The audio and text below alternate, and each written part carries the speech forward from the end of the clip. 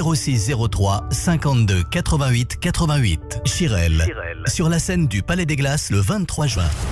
Radio J. Radio J. Le 10-11. Lise Gutmann. Radio J. Radio J. Le cinéma parlant, Lynn Toubiana. Lise Gutmann. Radio J. Si on m'avait dit qu'un jour je veillerais sur le sommeil d'un fauve en... Et c'est la chanson générique du Festival du film romantique de Cabourg, dont notre Lynn Toubiana nationale revient. Bonjour Lynn. Bonjour Lise. Alors on va parler du palmarès, de l'actualité du cinéma. On a un invité que je vous laisse nous présenter. Bruno Crass, bonjour. Bonjour, Bruno, bienvenue. nous étions donc ensemble au festival du film romantique de Cabourg. Alors, Rien que notre générique, il est romantique, j'étais en train de me très dire. beau, oui, c'est Voilà. le générique, cette chanson de Jeanne Oui. Chéral est vraiment magnifique. Et elle précédait toutes les projections des séances à Cabourg. Ah On l'a oui. entendu en boucle. On l'a En entendu boucle. et on ne s'en lasse pas. Alors, Bruno Crass, c'est Monsieur Cinéma d'Europe 1 pendant 22 ans, c'est Oui. ça ? Exact. Voilà, il représente 12 000 films, 24 000 heures de cinéma. Mais Bruno, Ah je oui, te laisse te quand même. présenter. Si je faisais un livre de souvenirs, j'appellerais ça 20 000 heures sous l'écran. Parce que j'ai Mais pas faites-le, on vous Ouais. reçoit. Avec plaisir. Oui, j'ai passé plus de temps dans les salles obscures que dehors. Voilà, et j'ai en fait 45 ans de cinéma. C'est pour ça, nous, on envoie, Lynn le sait, on envoie 4-5 par semaine. Et sur l'année, en renforçant d'ailleurs ce chiffre avec les festivals, on envoie 250 à 300 par an. Et sur 45 ans, vous faites le calcul, c'est fait. Voilà. Sinon, que dire Oui, j'étais d'abord 20 ans à Radio Monte-Carlo, qui était une radio nationale. 22 ans à Europe 1, 4 ans à Radio Classique. Et maintenant, pour ne pas lâcher l'affaire, j'ai fait un podcast. C'est mon fils qui m'a lancé, Jules, là-dedans. Et j'ai fait un podcast hebdomadaire. Il m'a dit, sois régulier, papa. Donc, je me suis dit, quand un fils demande, il faut le faire. Et j'en suis à mon 144e. Alors, je reste dans l'actualité parce que c'est un podcast dans lequel j'interviewe. Je fais un entretien de 20 minutes, une demi-heure, avec un réalisateur, une réalisatrice, un acteur, une actrice, liés aux sorties du mercredi. Voilà. Et il faut juste taper heurecinéma.fr, HEURECINEMA.fr, et Et ça on tombe apparaît. sur et voilà. votre podcast Voilà, hebdomadaire. Hebdomadaire, voilà. Et on le répétera à la fin de l'émission. Absolument. Avec plaisir, Voilà. bien sûr. Alors, ce festival du film romantique, d'abord, il y avait un jury prestigieux. Le président, c'était Guillaume Gallienne. Oui. Guillaume Gallienne, qu'on a vu récemment dans ce film La vie devant moi, sur cette famille juive cachée dans une chambre de bonne, et qui a, après avoir échappé à la rafle du Veldiv. Et il est sur mon podcast sur ce film-là. Ah, Il y a voilà. quelques formidable, semaines, voilà. Ouais. formidable. Guillaume Gallienne, donc président du jury, une très belle programmation. Alors, on va parler du palmarès.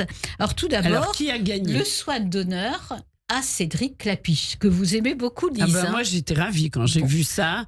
J'ai adoré son film. Alors, Bruno, vous allez nous parler de La venue de l'avenir. Absolument. Alors, il faut dire qu'il était entouré, et ça c'était beau, parce que il y a une petite dizaine d'acteurs de Clapiche depuis ses débuts avec ce film Rien du tout qui était là et qui l'entourait pour la remise de ce soin d'honneur. Ah ouais, sympa. Alors, L'avenir, c'est un film différent de ceux qu'il a fait jusqu'à maintenant. On connaît la trilogie L'Auberge espagnole.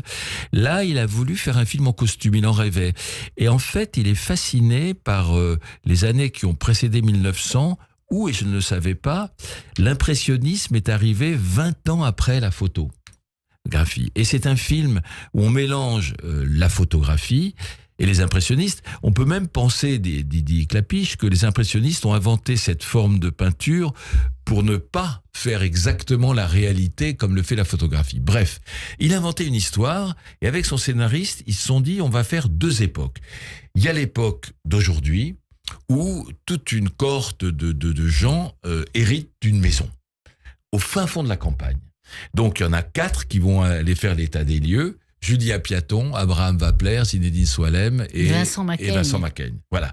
Et dans cette maison, ils vont découvrir des photos, des peintures, des lettres et l'histoire de leur ancêtre Adèle, jouée par Suzanne Lindon. Merveilleusement joué par eux. Voilà, et qui en 1895 quitte sa Normandie natale pour aller à Paris et découvrir l'effervescence de Paris, entouré par 2 gentlemen qui sont un peu ses chevaliers servants, Oui. et qui sont joués par Paul Klicher et Vassili Schneider. Voilà. On va écouter la bande-annonce de ce film. Vous êtes tous les descendants d'une femme née en 1873, Adèle Meunier, née Vermillard. Je sais pas, Florence, on est quand même une famille qu'on se connaît même pas, c'est bizarre, non? La maison est restée fermée depuis 1944. Elles ont vraiment un mystère, ces photos. On se demande c'était quoi leur vie. Je veux aller à Paris, Gaspard. J'ai besoin de savoir qui est ma maman. Tu l'as pas vue depuis combien de temps, ta mère? 20 ans. Pourquoi vous voulez quitter le Havre? Bah, tout se passe à Paris maintenant. Mais ça fait pas trop cliché, genre vieux Paris ici?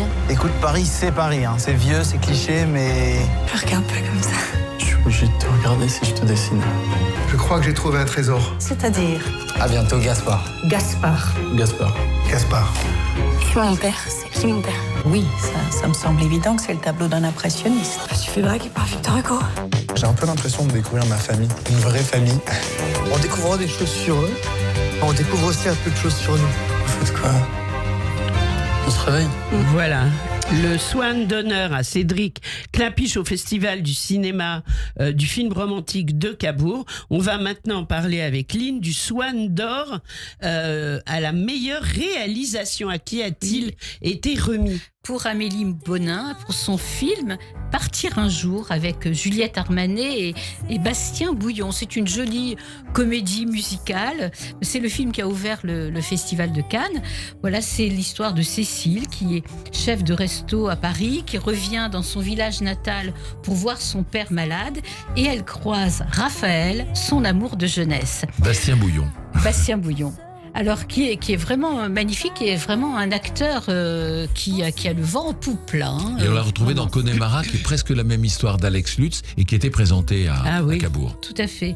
Alors là, la réalisatrice signe un très beau portrait de femme qui, à la faveur de ce retour aux sources, va pouvoir se réinventer et aller de l'avant. Salut maman. Oh, ma fille. Qu'est-ce qu'elle fait là? C'est toi qui l'as appelée? La question, c'est plutôt qu'est-ce que toi, tu fais là? Bah alors, Béguin, tu t'es perdu? C'est sûr qu'en bougeant jamais du bled où t'es né, toi, tu risques pas de te perdre. Je suis là parce que mon père avait un infarctus. Ah merde. Il faut pas que je m'énerve. Et ça m'énerve. La dame qui a gagné ta chef? Oui, j'ai mon resto à Paris, tu sais. Oh putain, cette je baisse. Allez, ça part pour la vite, ça part pour la vite! Mais c'est pas cool. Je vais devoir rester plus longtemps finalement. C'est compliqué avec mon père. Faut savoir ce qui te fait rire. Il y a bien encore qu'ici qu'on fait de la Macédoine. C'est qui ce mec? Raphaël, mon vieux pote de collège. Sofiane, mon mec. Cécile m'a beaucoup parlé de toi. Moi, on m'a pas parlé de toi du tout. Tu veux juste t'acharner et mourir ici, dans cette cuisine? T'as qu'à rester nous aider. Mais j'ai une vie, putain, papa. Oh bah ça, on avait bien compris, hein. Je sais pas comment tu fais parce que moi je le trouve particulièrement insupportable. Partir un jour. Elle est jolie, cette chanson interprétée par Juliette Armanet. Voilà. Alors, si on aime les chansons françaises populaires et notamment les chansons d'amour et de nostalgie, là, on est vraiment servi avec ce film. La révélation à l'écran, c'est la chanteuse, l'actrice Juliette Armanet. Voilà, c'est un film pop, romantique à souhait, sympathique. Voilà, on ne doit pas bouder son plaisir. Non, On peut il faut y aller. Le Swan d'or aux meilleurs acteurs. Alors, c'était actrices. une manière de saluer un film qui a très bien marché, qui est un très joli film, qu'on peut peut-être retrouver maintenant, je sais pas, en lien, parce qu'il est sorti il y a plusieurs mois, et qui s'appelle L'Attachement de Karine Tardieu, qui est aussi dans mon podcast. Voilà, je suis dans l'actualité. Et c'est une très jolie histoire d'un type joué par Pio Marmaille qui a des enfants, qui est surtout un jeune garçon, et puis sa femme attend un bébé, elle meurt pendant l'accouchement et il se retrouve juste seul avec sa voisine. Et sa voisine, c'est une fille jouée par Valeria Brunet-Tedeschi, qui a le Swan d'or de la comédienne, donc 2 Swan d'or pour le même film, et qui est un peu renfermée, qui est un peu bloquée, qui est seule, qui a besoin de personne, etc., qui va s'attacher au petit garçon. et donc aussi à son père. Et le thème du film, c'est que l'amour c'est important, mais l'attachement c'est encore mieux. Voilà, l'attachement on n'en parle jamais. C'est important, Voilà. c'est vrai. Et alors ce qui est C'est une découverte. ce qui est extraordinaire, c'est que Karine Depardieu me racontait que elle s'est dit, est-ce que je choisis une fille fermée et qui va jouer l'ouverture, ou est-ce que je choisis une fille, une comédienne qui fait le contraire. Et elle a choisi Valéria Bruni-Tedeschi, qui est très, très extravertie. Oui. Et au début du film, elle est bloquée complètement. Et petit à petit, elle s'ouvre. Et elle le sait, on le sait parce qu'elle l'a dit, Valéria Bruni-Tedeschi. Elles se sont engueulées pendant le tournage. Parce que Karine Tardieu a voulu que Valéria Bruni-Tedeschi fasse autre chose que tout ce qu'elle a fait dans sa carrière. Et elle le fait. Elle est très contente de l'avoir fait puisque les gens l'ont adoré dans ce rôle. Voilà. Donc, l'attachement de Swan d'Or, Pio Marmaille, et Valéria Bruni-Tedeschi. Personnage Donc, très mérité. attachant. Oui, très attachant. Donc c'est vous le cas de avez le dire. adoré le film, tous les deux, et on va y courir, l'attachement. Alors, Lynn, encore un prix à... Oui, alors non, là c'est un double coup de cœur que d'accord. j'ai eu. Alors, on passe Norvégien. au coup de cœur norvégien. Love Able, qui sort aujourd'hui, mercredi 18 juin. C'est le premier film de Lilja Ingolfsdottir. C'est encore un portrait de femme. Il y a beaucoup de portraits de femmes dans cette filmographie à Cabourg. Maria, 40 ans, qui jongle entre ses 4 enfants et une carrière professionnelle exigeante. Elle se sent dépassée, elle ploie sous le poids de la charge mentale, comme on dit, et elle en veut à son mari, qui est souvent absent pour son travail, et le couple est alors au bord du divorce. Donc, portrait de femme, de mère, mais aussi d'un couple qui se remet en question. Le montage de ce film est très inventif, très original, et la performance de la comédienne est époustouflante, Helga Guren. Alors ce film a beaucoup fait penser à Bergman, à Face à Face, à Scène de la vie conjugale. C'est tout aussi fort et poignant. Vraiment un film superbe. À voir absolument. Un autre film norvégien, un deuxième coup de cœur norvégien. Ils sont forts les Norvégiens, hein, Oui. waouh. C'est la trilogie d'Oslo. Alors, c'est un triptyque. Il y a désir, il y a rêve et il y a amour. Moi, j'ai vu Amour à Cabourg. C'est un film de Dag Johan Angenud qui sort le 9 juillet. Donc, on en reparlera à ce moment-là. C'est un film qui met en scène la diversité des expériences sentimentales et qui questionne sur le sujet de l'engagement amoureux, sur le désir, sur la fidélité et sur la signification même du mot amour aujourd'hui. Là encore, une héroïne, Marianne, médecin d'une 50aine d'années, cherche à mettre un terme à sa solitude. Voilà un portrait complexe et subtil de femme.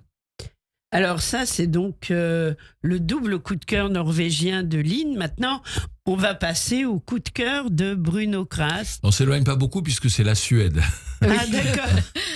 C'est Joachim Trier qui a d'ailleurs eu le Grand Prix à Cannes avec ce film, qui était projeté à Cabourg parce que c'est vrai qu'il est romanesque, romantique, valeur sentimentale. Alors c'est une très belle histoire qui fait aussi penser à Bergman, surtout dans ses derniers films dont vous parliez, Lynn. C'est l'histoire d'un homme qui est un metteur en scène qui est assez odieux quelque part, assez égoïste. Et je pense qu'un des thèmes du film, c'est de montrer que le politiquement correct ne peut pas s'exercer là. Il y a des artistes qui peuvent être un peu renfermés, qui ne pensent qu'à leur art. C'est le cas de ce personnage qui un jour n'a jamais élevé ses filles, qui maintenant sont des jeunes femmes de 30 ans, et qui un jour revient vers l'une d'elles en disant, il est réalisateur du cinéma, j'ai le rôle principal pour toi dans mon film. Et sa fille dit non. Non, tu nous as laissé tomber, c'était pas comme ça que tu vas nous rattraper, etc. Et toute l'histoire se passe à l'intérieur d'une maison. Il y a aussi une sœur qui, elle, est historienne. Et le père va choisir une actrice américaine, c'est Elle Fanning qui joue, pour remplacer sa fille, peut-être pour provoquer un peu sa fille, mais en même temps, il joue le jeu. Et elle, cette actrice américaine, on l'oblige à se teindre les cheveux. En fait, on l'oblige quelque part inconsciemment. Il l'oblige à ressembler à sa fille, quoi. Mais oui. Voilà. Et puis, je vous raconte pas la suite, mais c'est très beau. Tout se passe dans la maison. Ça parle de... C'est très psychologique. Oui, apparemment. mais ça parle du métier d'artiste. Ça parle des relations père-fille. Ça parle du temps qui passe. Ça s'appelle valeur sentimentale. On pourrait presque appeler ça en sous-titre la violence des sentiments, parce qu'il y a une violence dans les sentiments. Donc, c'est un très beau film, très réussi, dont certains pensent qu'il aurait dû avoir la Palme d'Or. En même temps, Un simple accident de Jafar Panahi est un très bon film aussi. Mais moi, je pense personnellement, mais c'est personnel, que le film aurait été plus œcuménique que ce film entre guillemets politique sur l'Iran. Voilà. Sur l'Iran en plus. Oui. Voilà. Mais donc, valeur sentimentale, n'oubliez pas, je ne sais pas quand il sort plutôt à la rentrée, je pense. Oui, je crois qu'il sort en septembre. Il sort en septembre, voilà. C'est un très très beau film. Oui. Alors le festival du film romantique, on pourrait penser que c'est assez doux et mièvre, mais au contraire, on voit que à travers toute cette programmation de films, qu'il y a une certaine violence, hein, comme vous disiez, Bruno, dans les sentiments. Absolument. Alors, on a fait le tour du palmarès, je pense. Oui, voilà. Quelques mots sur les révélations, peut-être. Non, j'ai plus envie de faire un peu de people. En disant que... au contraire. Bah oui, parce qu'en disant que ce festival qui existe depuis 39 ans, ils vont fêter la 40e édition l'année prochaine. Il a une particularité. D'abord, il est très, très convivial. Très, très accueillant, très convivial. Et puis, ce que les gens ne savent pas, mais c'est marrant parce que tout le monde peut y participer à condition d'entrer, et c'est ouvert dans le grand hôtel de Cabourg, voilà, l'hôtel de Proust, c'est que le vendredi soir et le samedi soir, à partir de minuit, 1h du matin, il y a le piano. Le piano, c'est quoi ? Il y a un piano qui est installé au bar du festival. Qui est très sympa. Et là, des centaines de personnes peuvent chanter en karaoké, enfin avec le texte, et un pianiste que connaît Lynn. Oui, c'est Bernard Toubiana, qui est au piano, cousin, voilà. et qui a mon cousin, et qui a le concept, le piano qui chante, et qui anime ces soirées, mais depuis des années. C'est vraiment, il fait partie de l'ADN de ce festival. Alors, et c'est un succès fou. Alors, il joue, moi on me demande, tu veux pas chanter ? Je dis, mais non, je sais pas chanter, moi. Suzanne Lindon a chanté. Guillaume Gallienne a chanté, il a un beau brin de voix. Sarah Giraudot. Jean-Pierre Daroussin a chanté, il chante juste, il a chanté du Johnny Hallyday. C'était très beau. Il a chanté la chanson d'Hélène aussi. La chanson d'Hélène. Et le petit Paul Kircher, de façon très inattendue, a chanté une chanson de Vincent Delerme. Vous savez, la chanson « On va pas sortir ce soir ». Oui. Manger des pizzas, la télé et moi. Il a chanté avec une grâce extraordinaire. On a l'impression qu'il était meilleur dans l'interprétation que Vincent Delerme. Oui, parce que il était un peu énervé, un peu excité, un peu fou. Et ça allait très bien à la chanson. Donc, vous voyez, ces histoires de piano. J'en profite pour donner justement l'adresse de pianoquichante.com. Hein, pour ceux qui voudraient... ah oui, mais moi je vais y aller, je veux voir ça. En général, Bernard Toubiana se produit dans le piano qui chante dans différents grands cafés parisiens, mais il peut aussi animer des soirées d'anniversaire. C'est sympa, c'est un concept formidable. Alors moi, je voulais en profiter de ma présence pour faire un point sur le cinéma et pour dire que malgré Cabourg et malgré les différents festivals, là je vais aller au festival, un premier festival, une édition qui s'appelle Ciné Citoyen. Ça vous fait penser à quelque chose ? Oui, prix de la citoyenneté. Voilà, Ciné Citoyen. On va dire suggéré, initié par un très bon réalisateur qui s'appelle Frédéric Tellier, qui a réalisé entre autres Goliath, L'affaire Escahin, L'Abbé Pierre, Sauver ou périr, voilà. Et ça se passe à Vannes, à partir d'aujourd'hui jusqu'à dimanche, et voilà, on va avoir plein de films et il y aura plein d'acteurs. Donc tout là, vous quittez Radio J et vous partez pour Vannes. Et je pars. Ce sera bien que vous nous en parliez. Oui, absolument. A posteriori. Et je voulais vous dire, malgré cette effervescence, le cinéma va pas trop bien, donc il faut conseiller aux gens d'aller dans les salles. Ah oui, non, mais allez-y. Parce que du 1er janvier à fin juin, on a un déficit d'entrée. Par rapport à l'année dernière, et on sait que l'année dernière c'était plutôt bien, mais il y a eu le Covid, donc on n'est pas remonté complètement. Mais l'année dernière, il y avait le trio infernal, un petit truc en plus. Le Comte de Monte Cristo. Le Comte de Monte Cristo et L'Amour ouf de Gilles Lelouch, qui à eux trois faisaient 26 millions d'entrées. Ah oui. Donc ça avait boosté les entrées et on écrasait le cinéma américain. Là, il y a plein de films formidables. Je suis allée voir Phoenician Scheme aussi. Ouais. Et en plus, Alors, je vais dire un truc bateau. Tant pis, les salles sont climatisées. Ben voilà, bien Alors, sûr. profitez-en. Tout à fait. Allez-y et prenez du plaisir. Dernier conseil sur Oui. l'actualité. Alors, j'ai vu à Cabourg aussi un film qui sort aujourd'hui, The Return. Je ne sais pas si je prononce bien. Oui, The Return, le retour d'Ulysse de Uberto Pasolini, avec Juliette Binoche dans le rôle de Pénélope, Ralph Fiennes dans le rôle d'Ulysse. Là, Ralph Fiennes joue un Ulysse vieilli et barbu. Alors, Ulysse, de retour de la guerre de Troie, après 20 ans d'absence, échoue sur les côtes d'Ithaque, son ancien royaume, et sa femme Pénélope lui est restée fidèle, repoussant tous les prétendants à la couronne. C'est un film très théâtral, très réaliste. Alors, le massacre des prétendants, c'est vraiment une scène d'anthologie de carnage sanglant et gore.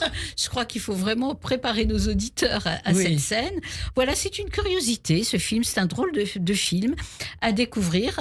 Il revisite le mythe grec de façon très, très originale et insolite. Super. Et puis, si on peut ajouter un petit détail, on va parler télévision rapidement. Sur la 5 en replay, il y a un très beau film, presque un chef-d'œuvre pour moi, qui s'appelle Asbestas, de Rodrigo Irigoyen, avec Denis Bénochet et Marina Foïs. Excellent film. Et il est sur la 5, qui pourtant ne diffuse pas beaucoup de films, et il est en replay.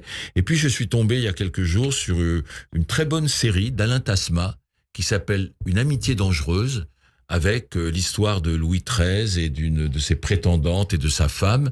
C'est très bien fait. Et au moins, les acteurs sont très jeunes comme il était à l'époque, parce que Louis XIII, il était roi à 14 ou 15 ans. Oui. Donc, Une amitié dangereuse d'Alain Tasma. Voilà. Magnifique. Il y a un autre film que je conseille, mais on en parlera vraiment abondamment la semaine prochaine. Formidable. C'est Enzo de Laurent Canté et Robin Campillo.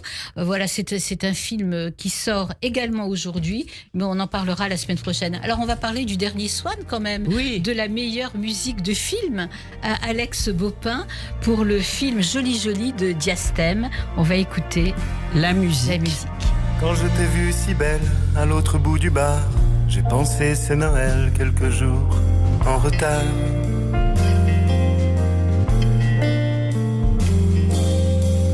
Quand je t'ai vue si seule à l'autre bout de rien, j'ai pensé qu'il me veuille un peu, ce serait bien.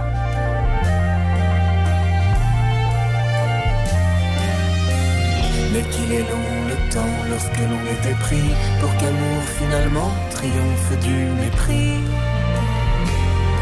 Voilà la musique du film Joli Joli de Diastème, la musique d'Alex Baupin qui a eu donc un Swan d'or à Cabourg. Eh bien, merci à tous les deux d'avoir été avec nous aujourd'hui. Lynn Toubiana qu'on retrouve la semaine prochaine. Bruno Kras, merci pour votre enthousiasme et puis bon festival de Vannes. Merci à vous. Vous nous raconterez et on se retrouve donc avec de nouveaux conseils cinématographiques la semaine prochaine. Merci. Ça, c'est uniquement sur Radio J.